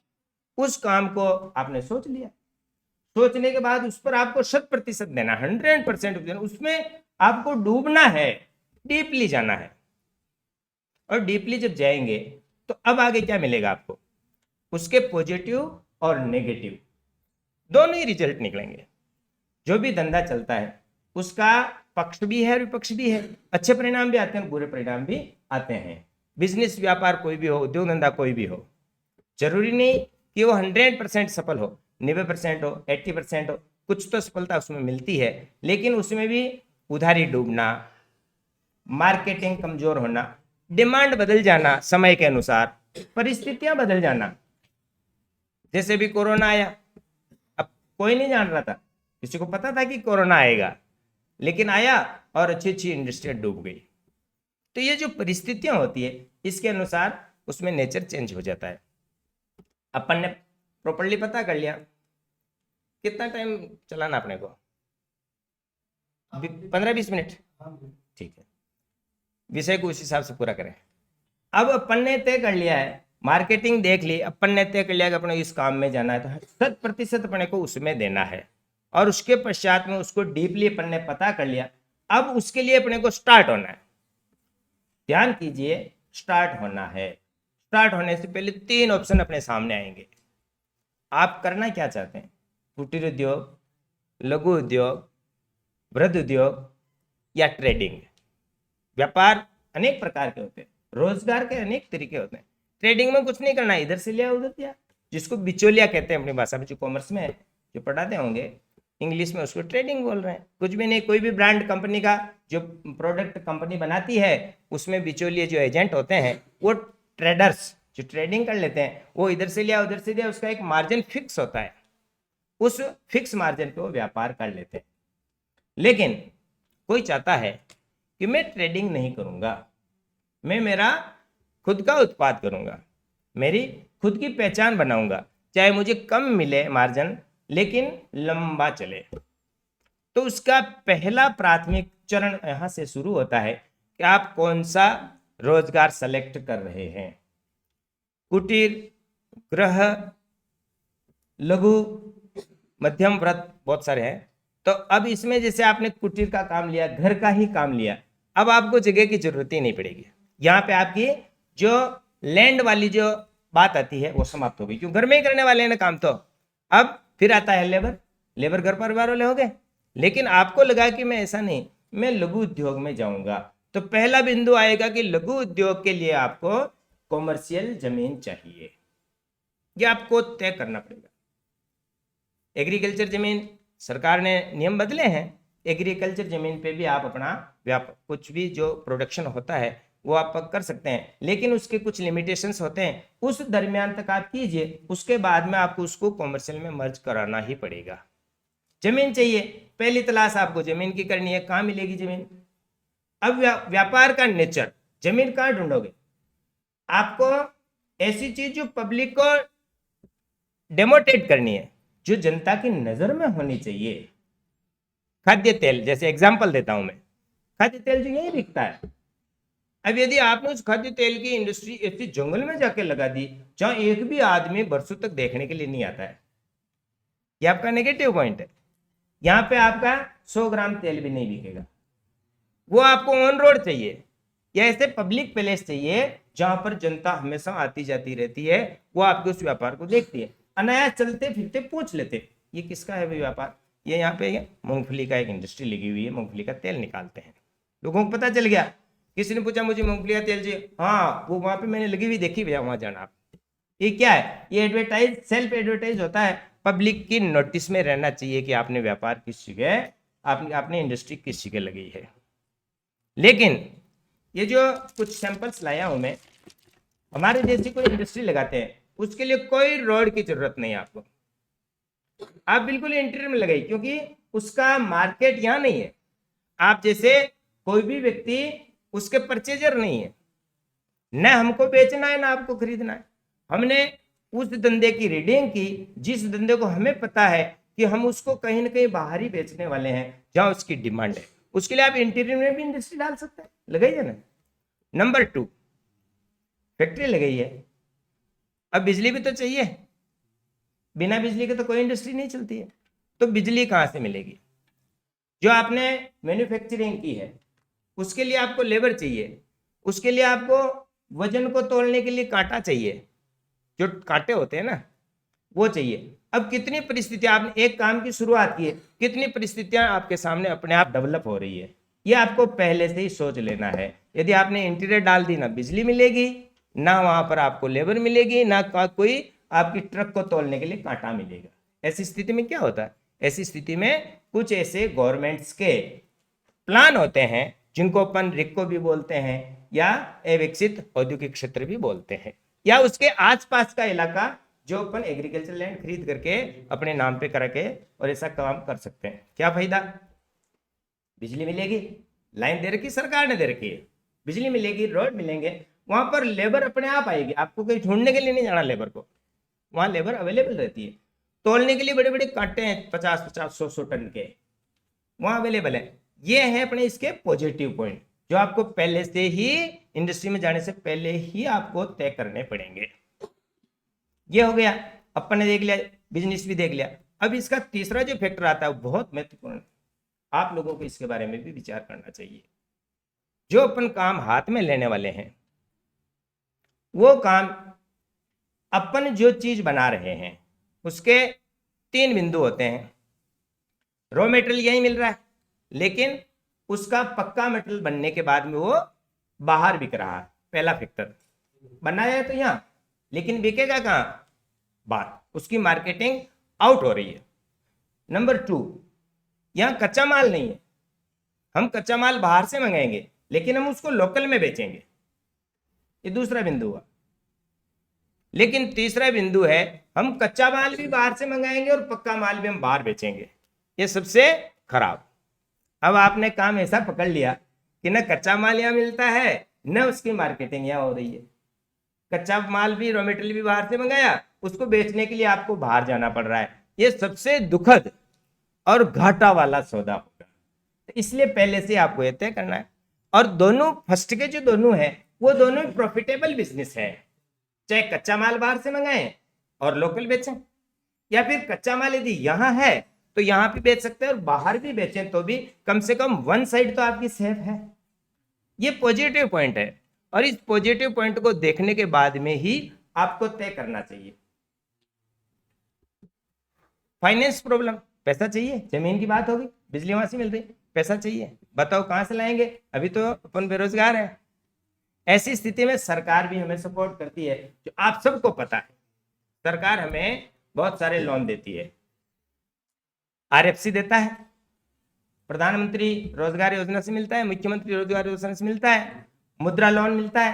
पहले तो एक ही प्लेटफॉर्म हुआ करता था कि भाई सरकार बैंक के पास में अप्लाई कर दो, आप जिला उद्योग केंद्र होता था, वो बैंक के पास में भेज देते, बैंक आपकी रेटिंग दे करके उस परिवार की फीडबैक कैसी है, कुछ भी अच्छा है तो 10-20 हज़ार 50 हज़ार लाख रुपए का लोन दे देती थी। आजकल तो आपकी स्कोरिंग होती है। बैंक जब आपकी फाइल जाती है तो फाइल को मैनेजर अपने साथ लेकर के क्लर्क को और आपकी स्कोरिंग करने के लिए आएंगे। आपकी क्रेडिट कैसी है, आपका बैंक बैलेंस क्या है, कितने दिनों तक आप लेन देन कर रहे हो उसको मिलाते हैं। आपके पास प्रॉपर्टी क्या है उसको भी देखते हैं। इसके अलावा भी जो आपने आवेदन किया है उस आवेदन का प्रॉपर आपके पास एक्सपीरियंस क्या है, अनुभव क्या है। अभी तो आप कॉलेज से निकले, अनुभव तो जीरो है आपको। ऐसी स्थिति में फिर क्या आपकी रेटिंग स्केल में आप पता नहीं first grade, second grade, third grade कहाँ पे आके अटकते हैं, वहां पे आपका लोन अप्रूवल होता है। ये क्लियर है।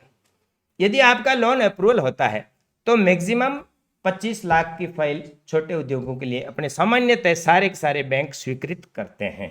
आप सबको पता भी है इस चीज का, नहीं भी हो तो भी ये सामान्य सी बात है। 25 लाख रुपए का 25 लाख का जो लोन होता है मध्यम उद्योग के लिए, लघु उद्योग के लिए, वो बैंक सैंक्शन करते हैं। उसका एक निश्चित प्रोसेस है, उस प्रोसेस पे आपको अप्लाई करना पड़ेगा और उस आधार पे आपको सफलता, अगर वो बैंक चाहता है उसकी रेटिंग स्केल अच्छी है, उसके 3 वर्ष के रिटर्न्स हैं, तो वो आपको लोन देगा। लोन में भी बहुत सारी फॉर्मेलिटीज होती है। मैं बहुत जल्दी पूरा करने वाला हूँ सेशन आपको, इसलिए आप चिंता नहीं करें। कुछ मैं डेमो के लिए भी लाया हूँ तो आपको इसका अनुभव मिलेगा जो मैं व्यापार कर रहा हूँ उसका। बैंक ने जैसे आपको लोन दिया उसमें 25 और 30% का छूट का प्रावधान है। पता है ना आपको, किन किन को पता है कि 25 लाख की मैक्सिमम फाइल अपनी जाती है बैंक में और उस पर 25% और 30% का छूट का प्रावधान है। ऐसा किस किस को पता है? किसी को भी पता नहीं। ध्यान कीजिए, आपके लिए एक टर्निंग पॉइंट है और ये मोमेंट भी है आपका। अब आपका जीवन ऐसे मोड़ पे खड़ा है कि आपको कुछ उद्यम तो करना है ना। भारत के प्रधानमंत्री कहते हैं कि आप रोजगार के लिए दौड़ो मत, आप रोजगार देने वाले बनो। सुनते हैं अब, तो हम भी यही अपील करते हैं आपसे कि आप नौकरी के पीछे मत भागना, आप रोजगार देने वाले बनना। तो इससे क्या होगा, अपना खुद का एक अच्छा ऑक्यूपेशन होगा, आपकी मार्केट में इमेज भी होगी और आप 10-20 लोगों को और एक्स्ट्रा रोजगार दे करके और इस भारत को महत्वपूर्ण स्थिति में पहुंचने का आपका योगदान भी रहेगा।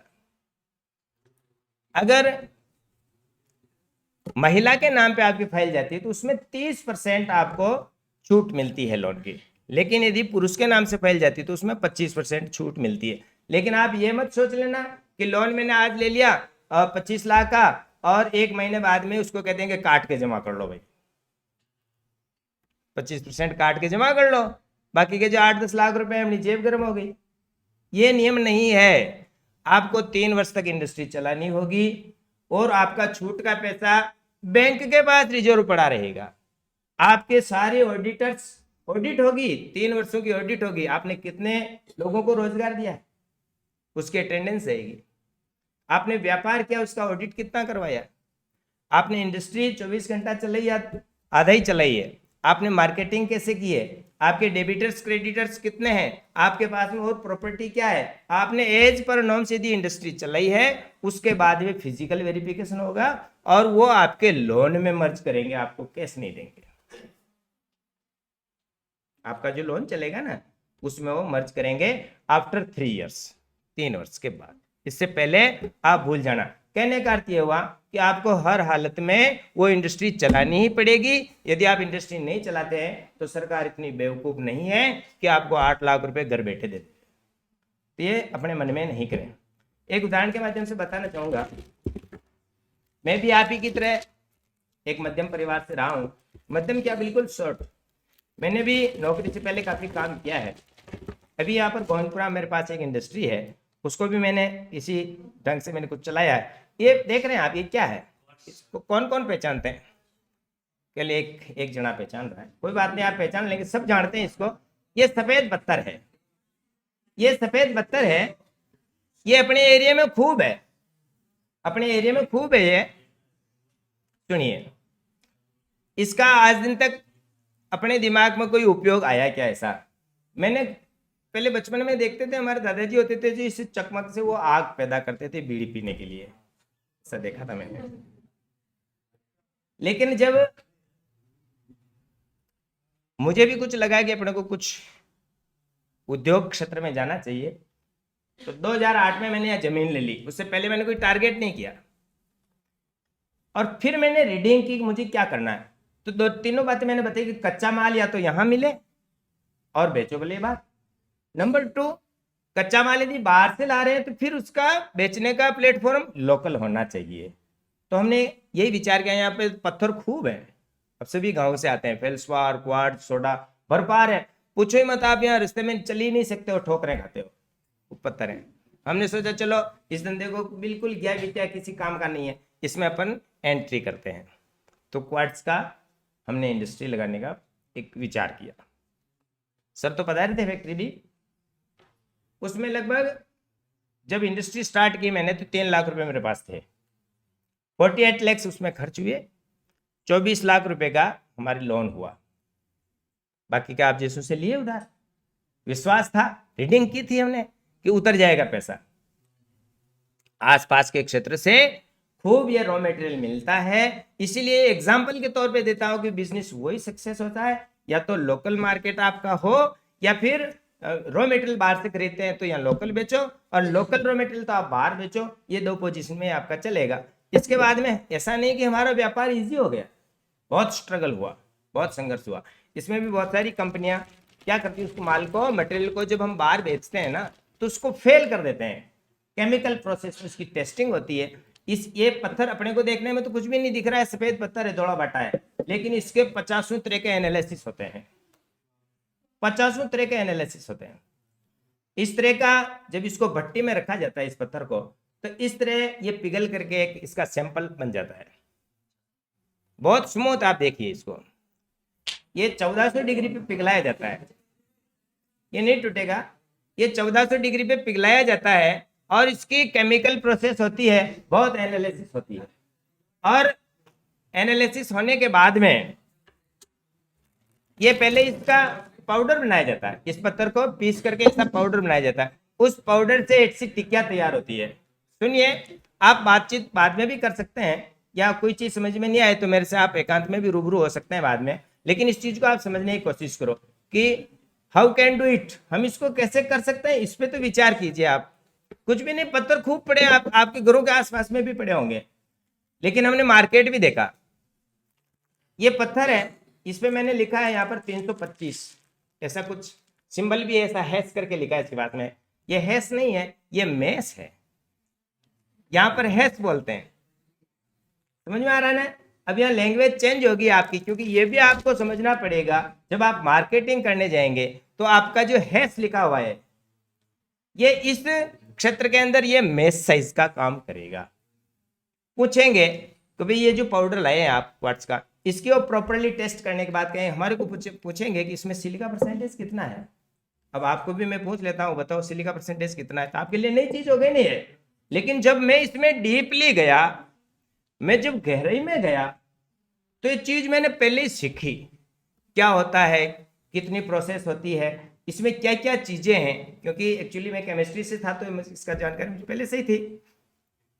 अब ये वो पूछते हैं कि सिलिका कितनी है, यदि आप एक झटके में उसको बता देते हैं 99.90, वो समझ गया ये जानकार है। यदि मैं कहता हूँ 90% है या कुछ आगे पीछे है, तो आपका माल वो नहीं बिकेगा। इसमें आपका 100% होना चाहिए, आपका आत्मविश्वास मजबूत होना चाहिए। पूछते हैं पाउडर बनाया आपने, वो इसमें ये हैश लिखा है, ये मेस है। पूछेंगे कि ये पाउडर इस पत्थर का कितने मेस का है, खरीदार पूछते हैं।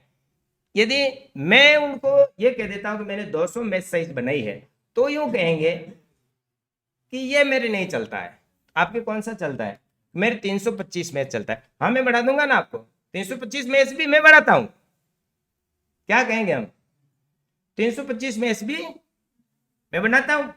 और ये कोई ये कह दे मुझे 400 मेस चाहिए था, वो भी मैं बढ़ाता हूं। उसको छोड़ना नहीं, यदि आपने उसको छोड़ दिया तो आप ट्रेक आउट हो गए। 50 लाख रुपए का जो बिजनेस है आपका, वो जीरो हो जाएगा। चलिए तैयार हो जाते हैं वो, आप हमें सैंपल दीजिए, ये लीजिए आप सैंपल, लेकिन ये तो 200 का है, इसका तो टेस्ट कीजिए, मैं लेके आ रहा हूं ना। और सेकंड टाइम पर इसमें हमने बदलाव नहीं किया। आप सोचिए, आप विचार कीजिए, मैंने कुछ भी बदलाव नहीं किया। वही पाउडर मैं दूसरी थैली में भर के ले गया, 325 लिख दिया, लो साहब अब टेस्ट कीजिए। अरे यार अच्छा है, ये तो आपने बहुत अच्छा पाउडर बना दिया। ठीक है, आप काम में लीजिए, रेट बता दीजिए। और वो इस तरह की ग्रेनाइट बनाते हैं इस पाउडर से।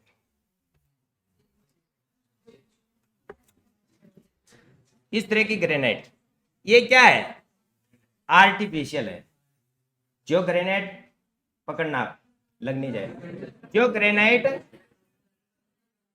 ग्रेनाइट अपन यहां निकालते हैं ना आसपास के, सुनिए आप ध्यान से, वो क्या है?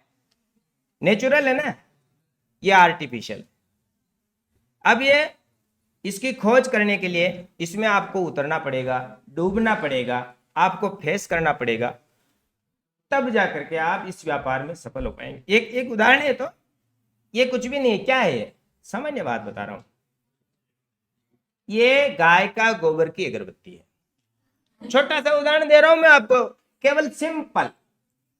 ये गाय के गोबर की अगरबत्ती है। आपने लंबी अगरबत्ती देखी ना, ये पहली बार देख रहे हैं ना। आपने पब्लिक की डिमांड के अनुसार नेचर बदल लिया, जिस तरह से मैंने डिमांड के अनुसार नेचर बदला। डिमांड क्या है सामने वाले की, उस पे नेचर चेंज करो आप। इसलिए कहा जाता है कि जो गंजे को कंगा बेच के आ जाता है वो क्या होता है? सफल बिजनेसमैन होता है। अब उस गंजे को तो कंगा चाहिए ही नहीं ना भाई, कंगे को क्या करोगे? लेकिन हमने परिस्थिति बदल दी। सुनिए आप, हमने क्या परिस्थिति बदली? जब मैं फर्स्ट टाइम गया, उसको मैंने कंगा दिखाया और उसने कहा भी मेरे तो बाल ही नहीं, कंगे को क्या करूं? तो सेकंड टाइम में उनको एक जो कृत्रिम बाल होते हैं वो ले जाके दूंगा, ये लगाइए, बहुत अच्छा लगता है। आप पिछली बार जब मैं आया था तो आपके बाल नहीं थे, आप ये लगाइए। उसके साथ में कंगा भी दूंगा कि जब इनको तो संवारोगे आप।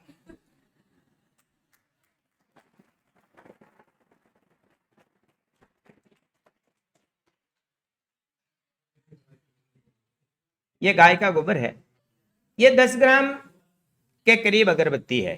कुछ भी नहीं आप कर सकते हो, गांव के हो। 5 रुपए किलो में गोबर बिकता है गाय का। 5 रुपए किलो में गाय का गोबर बिकता है। आपने कभी सोचा है क्या? नहीं सोचा। ये घासीराम कह रहा, विचार कीजिए आप। 5 किलो में गोबर बिका, 100 ग्राम में ये 10 तरह की 10 अगरबत्ती बना ली। कुछ भी नहीं, इसमें थोड़ा सा सेंट डाला, थोड़ी मुल्तानी मिट्टी डाली और आपने ऐसा छोटा सा संचा बनाया और ये 100 ग्राम में आपके 5 रुपए पूरे हो गए और 100 ग्राम में आपके अन्य खर्चे पूरे हो गए। आप 800 ग्राम फ्री में बेच रहे हो लोगों को, जो अपनी अर्निंग है। ये मैं एग्जाम्पल दे रहा हूं, आप कर सकते हैं, लेकिन आपको अपना दृष्टिकोण बदलना पड़ेगा। मुझे व्यापार क्या करना है इसके बारे में विचार करना पड़ेगा। कुछ उदाहरण थे। आप युवा हैं, आप सब कुछ कर सकते हैं, आपकी दिशा सही होनी चाहिए।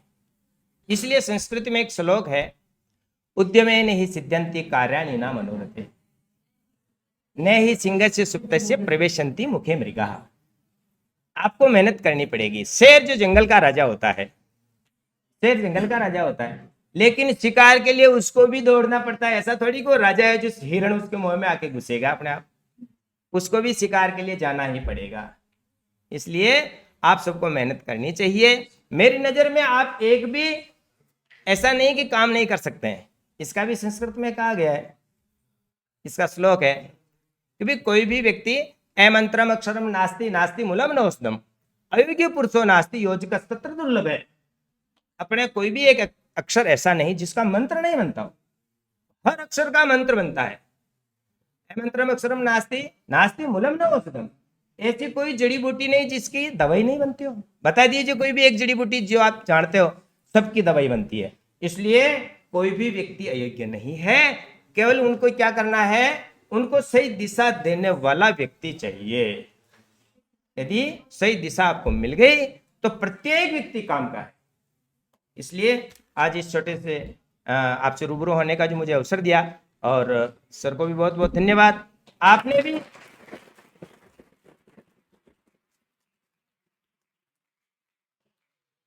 भी धैर्यपूर्वक मुझे सुना, इसके लिए आपको भी बहुत बहुत धन्यवाद, बहुत बहुत आभार।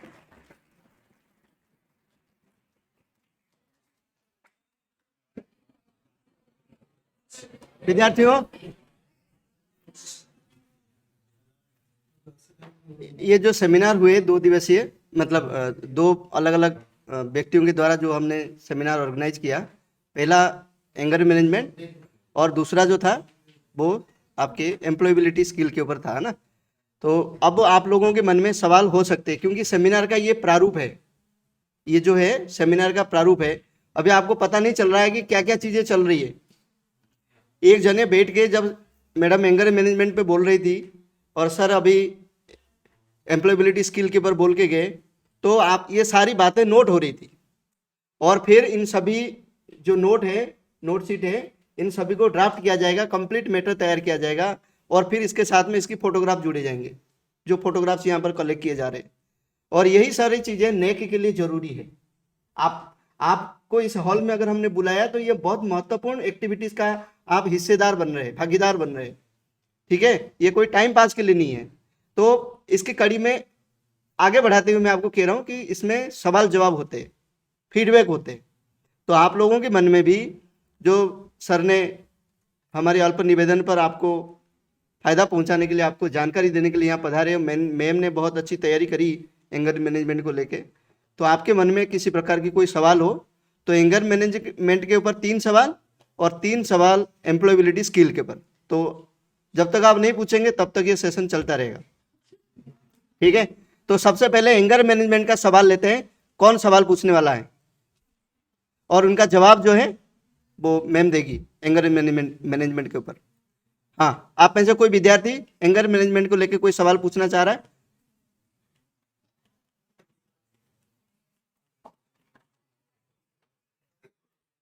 बताइए, किसी के मन में कोई सवाल हो?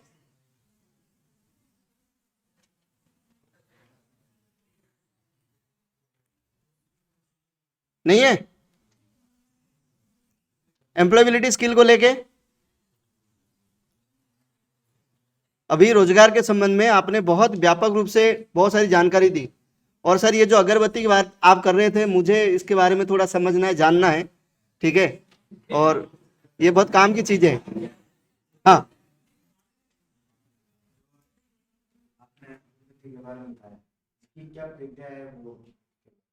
थोड़ा सा सर ये जो इसका निर्माण प्रक्रिया के बारे में आप अपना प्रकाश डालें।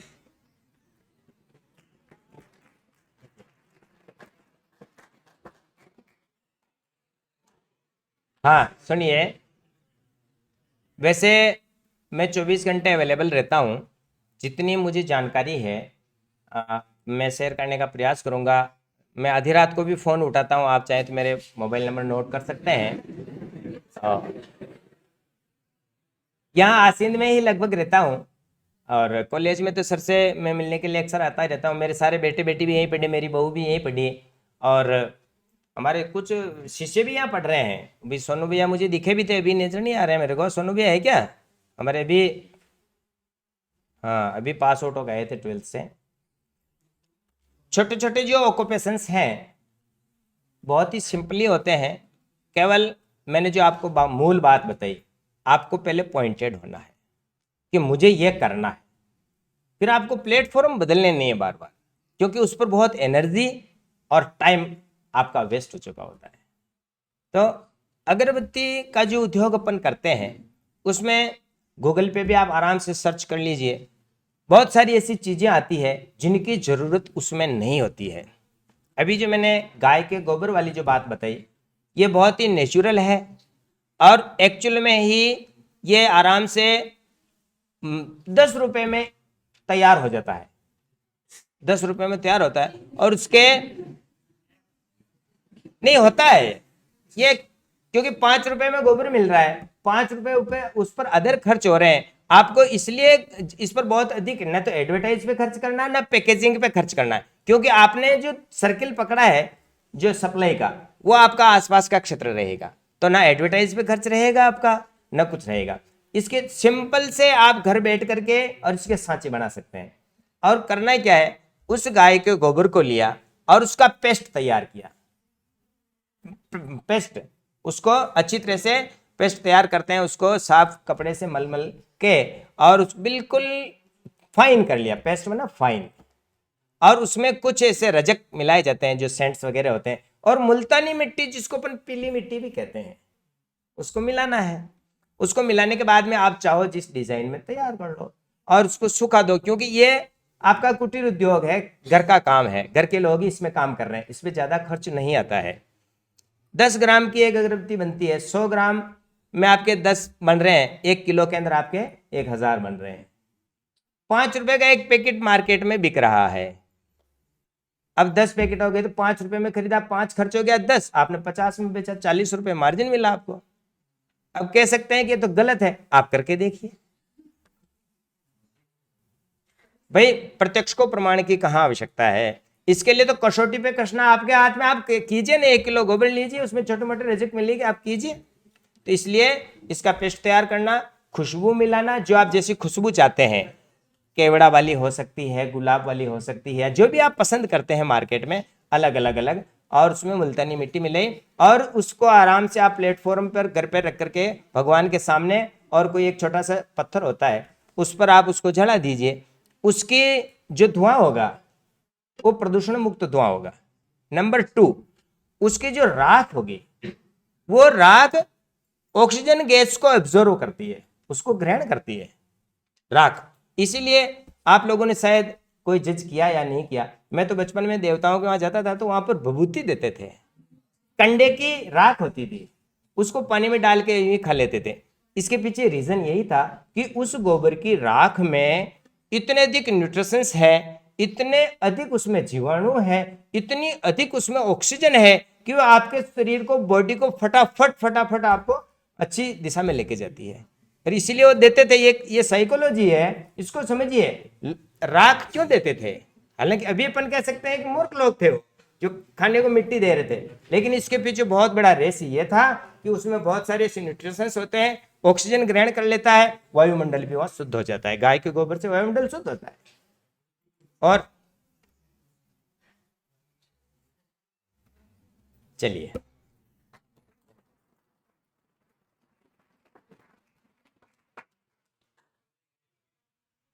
कल आपके बीच में डॉक्टर पार्थिव जोशी होंगे जो नेचुरोपैथी के बारे में आपको बताएंगे, ठीक है। और कल और 2 महानुभाव आपसे रूबरू होंगे, तो अगर आप सुनना चाहते हैं उनको तो आप सभी का स्वागत रहेगा। और रजिस्ट्रेशन फॉर्म जो स्टूडेंट्स भरते, जो कॉलेज की इस कार्यक्रम के लिए अपना नाम दर्ज करा रहे, उन सबको लास्ट डे पर सर्टिफिकेट भी मिलेगी, ठीक है ना। और इस सर्टिफिकेट काफ़ी काम का होगा। इस विषय पर बहुत लंबी चौड़ी बातें हो सकती है एम्प्लॉयबिलिटी स्किल पर, लेकिन फिर भी सर हम आपको बहुत बहुत धन्यवाद देते हैं कि आपने हमारे आग्रह पर यहाँ पर पधारे और विद्यार्थियों को जानकारी दी। मैं कार्यक्रम को समाप्ति की ओर ले जा रहा हूँ। नगमा को बुलाऊंगा कि राष्ट्रगान कराकर कार्यक्रम को समाप्त करें।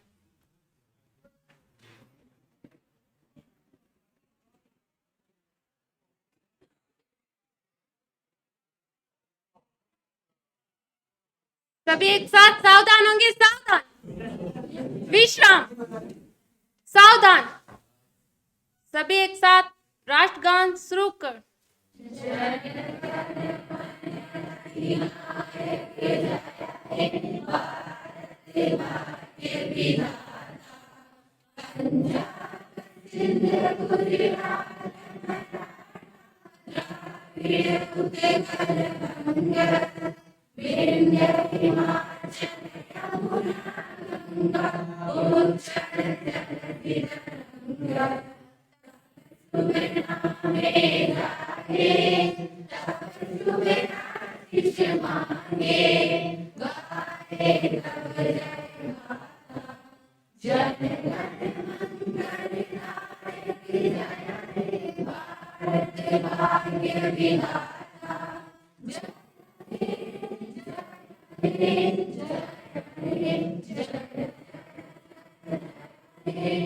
विश्राम, प्रस्थान।